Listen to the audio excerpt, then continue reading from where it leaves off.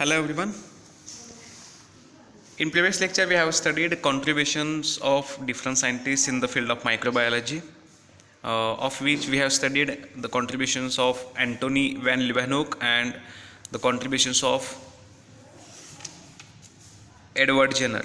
So contributions of Edward Jenner and Antony van Leeuwenhoek आपण last lecture मध्ये study केलेलं. In this lecture we are going to discuss some of other scientists, and the first scientist is Robert Koch. Robert Koch, he was an German bacteriologist, आणि त्यांचं contribution actually एक disease cause करण्यामागे काही organisms असू शकतात, हे सगळ्यात महत्त्वाचं त्यांचं कॉन्ट्रीब्युशन आहे. So Robert Koch he was an German bacteriologist. He contribute त्यांचं कॉन्ट्रीब्युशन काय बघा, सगळ्यात महत्त्वाचे कॉन्ट्रीब्युशन डिस्कस करूया आपण. He discovered the causative agents of anthrax. Anthrax एक डिसीज आहे, मोस्टली हा ॲनिमल्समध्ये बघायला मिळतो. ट्युबरक्युलोसिस ह्युमन डिसीज आहे, आणि कॉलरासुद्धा एक ह्युमन डिसीज आहे. So the causative agents of the disease anthrax, tuberculosis and cholera are: anthrax disease is caused by bacteria known as Bacillus anthracis. So he discovered the causative agent of anthrax, that is Bacillus anthracis, in the year 1876. Then the causative agent of tuberculosis, जो human disease आहे, animals मध्ये सुद्धा बघायला मिळतो. Tuberculosis is caused by Mycobacterium tuberculosis. In the year 1882 मध्ये त्यांनी हा causative agent डिस्कवर केला. आणि विब्रिओ कॉलरी नावाचा जो ऑर्गॅनिझम आहे, this organism causes cholera disease, and this was first time discovered by Robert Koch. So Robert Koch he discovered the causative agents of 3 diseases: anthrax, tuberculosis and cholera, and the causative agents are listed here in this particular screen. Okay, so he was a German bacteriologist. He was studying on multiple bacteria, and he during his lifetime he discovered the causative agent of 3 different diseases. And for his major contribution, कारण सगळ्यात महत्त्वाचं काय की कोचने सांगितलं की एखादा disease cause करण्यामागे एखादा पॅथोजन म्हणजे एखादा बॅक्टेरिया असू शकतो, हा कन्सेप्ट त्यांनी त्यावेळी दिला होता. And for his major contribution he was awarded a Nobel Prize in the year 1905. So he was a Nobel laureate who won Nobel for his contribution in the field of clinical microbiology by identifying some of the pathogens who causes diseases in humans as well as in some other animals. These are some it is a major contribution of Robert Koch. But beside this, Robert Koch is also known for his contribution, that is he invented stick plate technique. Streak plate technique म्हणजे काय की नेचरमध्ये जे different samples असतात, म्हणजे water sample असेल किंवा food sample असेल, air sample असेल किंवा डिफरंट जे सॅम्पल्स आहेत, त्यातून आपण जेव्हा बॅक्टेरिया कल्चर मीडियामध्ये ग्रो करतो, म्हणजे आपण बॅक्टेरियाला न्यूट्रिएंट प्रोव्हाइड करतो एक पेट्री प्लेटमध्ये, आणि त्याच्यावर बॅक्टेरिया आपण ज्या पद्धतीनं ग्रो करत असतो त्यासाठी एक मेथड यूज करतो. That method is called as streak plate method. So this stick plate method was given by Robert Koch. So you should keep this in mind that stick plate method was given by or invented by Robert Koch. आणि त्या मेड्यामध्ये म्हणजे आपण जेव्हा मेड्या prepare करत असतो, liquid मेड्या असतो, तो वॉटरमध्ये आपण न्यूट्रिएंट्स ॲड करत असतो, आणि मग त्या मेड्याला आपण जेव्हा प्लेटमध्ये पोर करतो त्यावेळी त्याला सॉलिडिफिकेशन रिक्वायर्ड असतं, मेड्या सॉलिड असला पाहिजे. मग सॉलिडिफाईंग एजंट म्हणून त्यांनी काय यूज केलं, he used gelatin as an solidifying agent. So for the first time gelatin was used as an solidifying agent. आज आपण जेलॅटिन यूज करत नाही, आपण आज आगार यूज करतो. बट जेलॅटिन सुरुवातीला त्यांनी यूज केला, पण जेलॅटिन हा टेम्परेचर सेन्सिटिव्ह आहे म्हणून नंतर त्यांनी आगार यूज करायला स्टार्ट केलं. So streak plate technique was first time invented by Robert Koch, as well as gelatin as a solidifying agent was also used by Robert Koch. Okay, the concept of sporulation, that is sporulation and germination of endospores. म्हणजे most of the fungi, we all know that fungi are known to produce spores. Some bacteria also produces spores. So fungi and bacteria they produce spores, and that process is called as sporulation.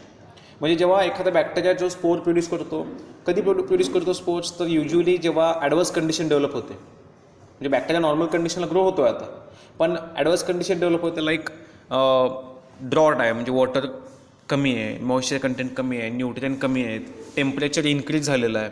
तर अशा वेळी काय होतं की bacteria काय करतात, they start producing, बॅक्टेरियाची death होणार असते. So bacteria start producing spores, आणि स्पोर्स हे ॲडवर्स कंडिशनला विथस्टँड करू शकतात. They can withstand adverse conditions आणि दिस प्रोसेस इज कॉल्ड ॲज स्पोर्युलेशन. आणि हे स्पोर्स जेव्हा त्याला पुन्हा फेवरेबल कंडिशन मिळते तेव्हा ते जर्मिनेट होतात आणि व्हेजिटेटिव्ह सेल्स फॉर्म करतात. म्हणजे ॲडवर्स कंडिशन आली की व्हेजिटेटिव्ह सेल फॉर्म्स स्पोर्स, आणि पुन्हा नॉर्मल कंडिशन आली की spores germinates and forms normal cells. So this concept of sporulation as well as germination of endospore was given by Robert Koch. He also given the thermoresistant ability of spores as well as appearance of spore. म्हणजे spores structure आणि spores हे thermo resistant असतात, म्हणजे टेम्परेचरला resistant असतात.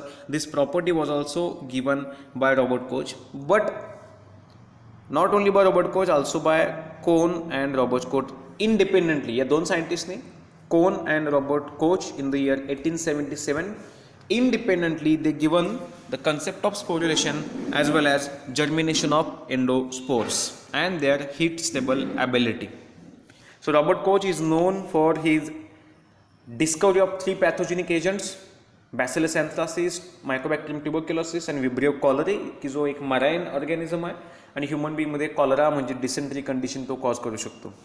He invented stick plate technique and also the sporulation and germination of spores. The concept was given by Robert Koch. Robert Koch is mainly known for his postulates. Look at this. These are the 4 postulates of Robert Koch. Postulates म्हणजे काय की Robert Koch he has given evidences required to establish an etiological relationship between microorganism and disease. म्हणजे मायक्रोऑर्गॅनिझम आणि disease यांच्यामध्ये जे relationship आहे की organism may cause disease, हे रिलेशनशिप प्रूव्ह करण्यासाठी त्यांनी काही पॉस्च्युलेट्स दिलेत. आणि those postulates are known as Koch postulate. Very important concept it is. Koch postulate means the postulates given by Koch. कशासाठी दिले? To prove that bacteria may cause the disease. That is etiological relationship between microorganism and disease. Means what? Etiology means cause of disease can be a microorganism. म्हणजे एखादा organism disease cause करू शकतो आणि जो disease cause करणारा agent आहे त्याला आपण इटिओलॉजिकल एजंट म्हणतो. So there is an etiologic relationship between microorganism and disease. हे प्रूव्ह करण्यासाठी त्यांनी काही पॉस्च्युलेट्स दिले आणि those postulates are known as Koch postulates. Okay, now let's see what are those Koch postulate. पहिली or first postulate given by Koch is microorganism must be observed in every case of disease. म्हणजे जेव्हा disease आपण म्हणतो तेव्हा प्रत्येक वेळी micro organisms असतात. आता हे प्रत्येक वेळी मायक्रो ऑर्गॅनिझम्स असतात म्हणजे कुठं असतात? तर especially micro organisms are constantly observed in the lesions. Lesions म्हणजे मायक्रो ऑर्गॅनिझम ज्या ठिकाणी ग्रो होतो तिथला तो एरिया डॅमेज करतो. एक्झाम्पल स्किन असेल तर स्किनवर ऑर्गॅनिझम इन्फेक्शन करतो आणि स्किनमध्ये जे सेल्स आहेत ते डॅमेज करायला लागतात, त्याला आपण काय म्हणतो? लिजन्स म्हणतो. So what is the first postulate? Organisms are constantly present in the lesions of the disease. Disease झाल्यानंतर त्या एक्झाम्पल स्किन डिसीज असेल तर स्किनवर जे काही लिजन्स आहेत त्या लिजन्समध्ये ऑर्गॅनिझम्स असतातच. This is the first postulate. Microorganisms must be observed in every case of disease or in the lesions of the disease. समजा थ्रोट इन्फेक्शन असेल तर थ्रोटमध्ये जे काही टिश्यूज आहेत ते डॅमेज होतात, जे लिजन्स फॉर्म होतात त्याच्यामध्ये ऑर्गॅनिझम्स असणार आहेत. समजा इंटेस्टिनल एखादं इन्फेक्शन असेल तर इंटेस्टिनल एरिया जो डॅमेज होतो, जे लिजन्स आहेत त्याच्यामध्ये ऑर्गॅनिझम्स असतात. So what Koch mean to say that is organism must be present or regularly found in the lesions of the disease. Okay, then second postulate काय सांगतो बघा. This organism must be isolated and grown in pure culture. म्हणजे काय की ते जे लिजन आहे त्या लिजनमधून आपण ऑर्गॅनिझम बाहेर काढू शकतो, सेपरेशन काढू शकतो. म्हणजेच काय, लिजन्समध्ये काही ऑर्गॅनिझम बाकीचे सुद्धा असू शकतात, त्यातला जो एक्झॅक्टली डिसीज कॉज करणारा ऑर्गॅनिझम आहे किंवा लिजन कॉज करणारा ऑर्गॅनिझम आहे तो सेपरेट करणं म्हणजे आयसोलेशन. आयसोलेशन म्हणजे काय की जो डिसीज कॉज करणारा ऑर्गॅनिझम आहे त्याला सेपरेट करायचं आहे. सो त्या लिजन्समधून ऑर्गॅनिझम आयसोलेट केले जाऊ शकतात आणि मग ते प्युअर कल्चरमध्ये आपण त्यांना ग्रो करू शकतो. प्युअर कल्चर म्हणजे काय, तर जेव्हा आपण ऑर्गॅनिझम्स मीडियामध्ये ग्रो करतो त्यावेळी जर एकच प्रकारचा ऑर्गॅनिझम मीडियामध्ये ग्रो केला, म्हणजे एक्झाम्पल प्लेट आहे, look at this petri plate. या पेट्री प्लेटमध्ये तुम्हाला ब्राऊन कलरचा मीडिया दिसतो, याच्यामध्ये न्यूट्रिएंट्स आहेत. ओके, आणि याच्यामध्ये तुम्हाला सगळ्या कॉलनीज या ऑर्गॅनिझम दिसतात, हे सगळे जे व्हाईट कलरचे दिसत आहेत ते सगळे ऑर्गॅनिझम्स आहेत. मग हे ऑर्गॅनिझम्स एकाच टाईपचे आहेत. जे कल्चर एकाच प्रकारच्या ऑर्गॅनिझमपासून बनवलेलं असतं that is called as pure culture. So आपण काय करू शकतो, ते जे लिजन्स आहेत त्या लिजन्समधून ऑर्गॅनिझम सेपरेट करू शकतो आणि मग त्याच्यापासून प्युअर कल्चर म्हणजे त्याला मीडियामध्ये ग्रो करून त्याचा असा प्युअर कल्चर प्रिपेअर करू शकतो. So a pure culture can be prepared from the organism which is isolated from the lesions. लिजन्समधून जो ऑर्गॅनिझम आयसोलेट केला त्याचा आपण प्युअर कल्चर प्रिपेअर करू शकतो. Okay, now this pure culture जे आता आपण प्रिपेअर केलेलं आहे लॅबमध्ये, मीडियामध्ये ऑर्गॅनिझम ग्रो केला, when it is inoculated in the animal, म्हणजे जेव्हा आपण हे प्युअर कल्चर बॅक्टेरिया यातनं काढायचा, या प्लेटमध्ये जे व्हाईट दिसतात हे सगळे ऑर्गॅनिझम्स बाजूला काढले आणि हे जे ऑर्गॅनिझम्स पुन्हा आपण एखाद्या ॲनिमलमध्ये इंजेक्ट करतो, इट रिप्रोड्युसेस डिसीज. म्हणजे बघा, ह्युमन डिसीज आहे, लिजन्समध्ये ऑर्गॅनिझम्स आहेत बाहेर काढले, बाहेर काढल्यानंतर ते ऑर्गॅनिझम्स आपण मीडियामध्ये ग्रो केले ऑर्गॅनिझम पुन्हा दुसऱ्या एखाद्या ॲनिमलमध्ये आपण इंजेक्ट केले. ओके, इंजेक्ट केल्यानंतर त्या ॲनिमलमध्ये पुन्हा तोच ऑर्गॅनिझम डिसीज कॉज करतो. म्हणजे ही सायकलिक ऑर्गॅनिझमची काय असते, पॅथोजेनिसिटी असते. ह्युमनमधून काढला, नंतर तो मेड्यामध्ये ग्रो केला, ग्रो करून मग पुन्हा इंजेक्ट केला जर ॲनिमलमध्ये किंवा इवन इन ह्युमन, तो पुन्हा डिसीज कॉज करतो. It must cause a disease. Finally the micro organisms must be recovered from the disease animal. म्हणजे आपण ज्या ॲनिमलमध्ये तो ऑर्गॅनिझम इनॉक्युलेट केला त्यातून पुन्हा त्याचे जे लिजन्स असतील, त्याचं जे ब्लड सॅम्पल असेल, त्यातून पुन्हा आपण ऑर्गॅनिझम आयसोलेट करू शकतो, पुन्हा मीडियामध्ये ग्रो करायचा, पुन्हा नवीन ॲनिमलमध्ये इंजेक्ट करायचा. दिस मीन्स 4 पॉस्ट्युलेट्स हे सांगतात की एक पहिली कंडिशन काय सांगते की ऑर्गॅनिझम जो डिसीज कॉज करतो तो कॉन्स्टंटली लिजन्समध्ये प्रेझेंट असतो. समजतं, हे इंटेस्टिनल डिसीज असेल तो इंटेस्टिनमध्ये कॉन्स्टंटली प्रेझेंट असतो.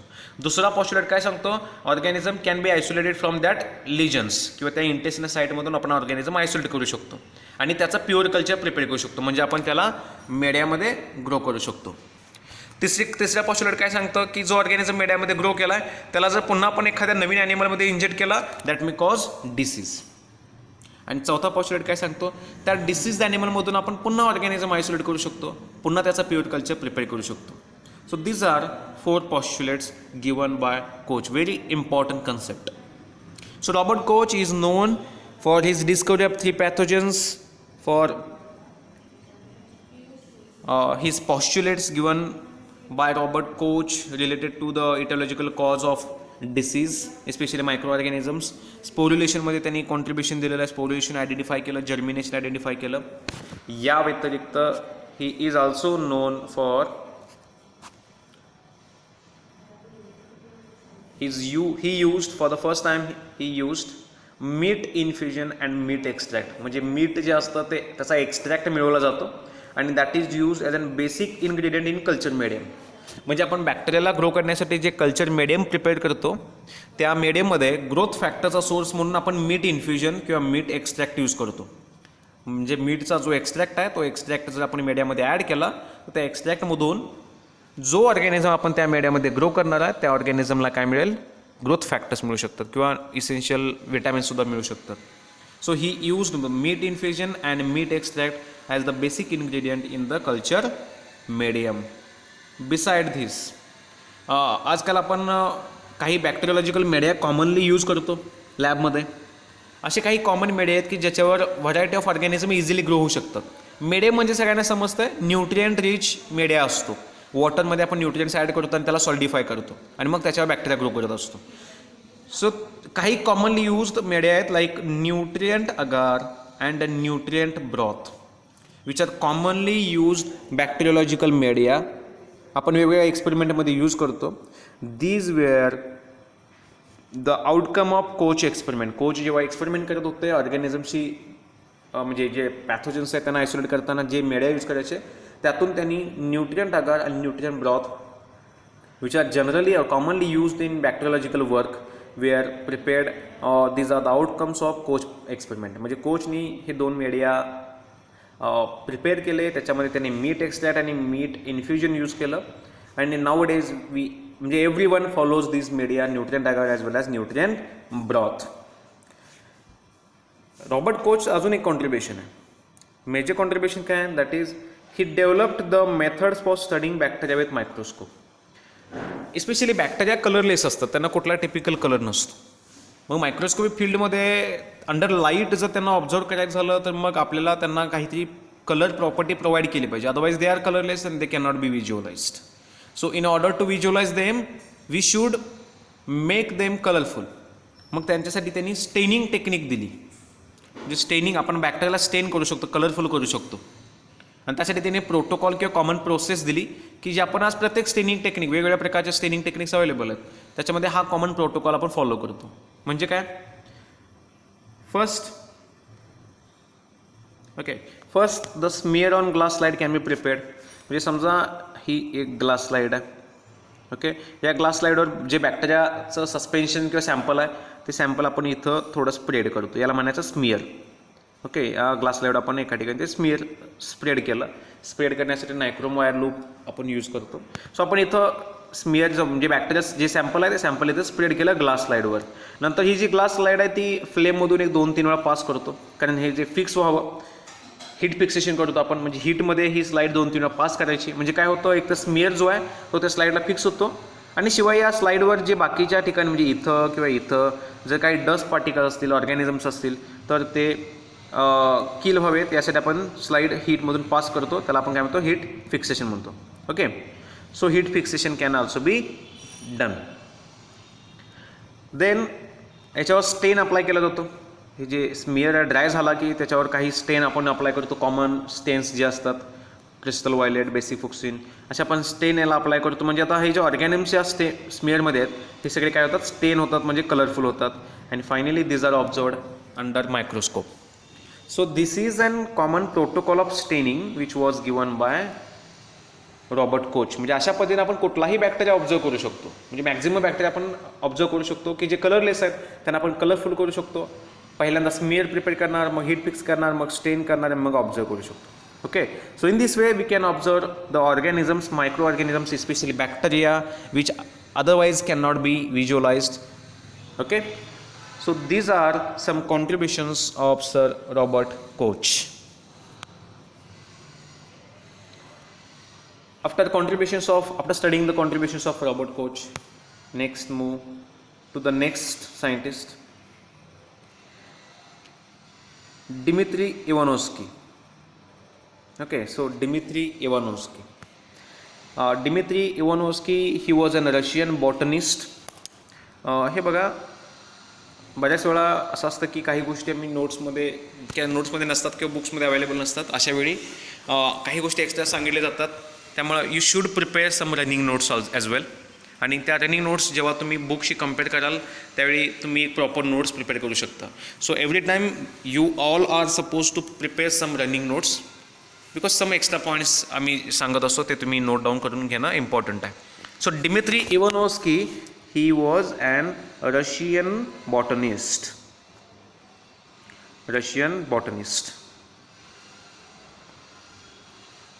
Okay, रशियन कंट्रीजमध्ये ड्युरिंग 18th century रशियन कंट्रीजमध्ये एक डिसीज कॉमनली ऑब्झर्व केला गेला, प्लांट डिसीज होतो, that is tobacco mosaic disease. आणि त्याच्यामुळे खूप इकॉनॉमिकल लॉस झाला, टोबॅको मोझाईक डिसीज. मग Dmitri Ivanovsky, he was botanist, आणि government asked him to study that particular disease. तो डिसीज कशामुळे होतो, त्याचा कॉज काय हे बघण्यासाठी डिमित्री इवानोव्स्की वॉज आस्क्ड.